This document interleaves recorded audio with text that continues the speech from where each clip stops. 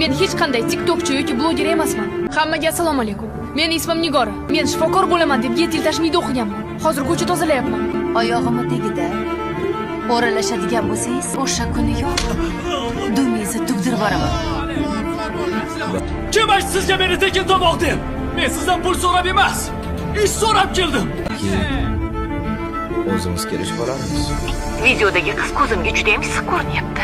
Ishni siz emas, davlat beradi. Men najotkorman deng. Sen unga raqobatchisan. Maktabda tekshirib bosgan. Direktorini ishdan olib tashabdi. Huquqni talab qilish seni u haligi shaharingda bo'ladi. Gap ukam.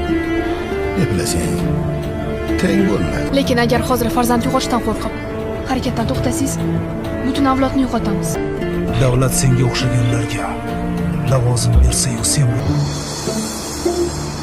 O'zi shundoq ham ancha kech qoldik.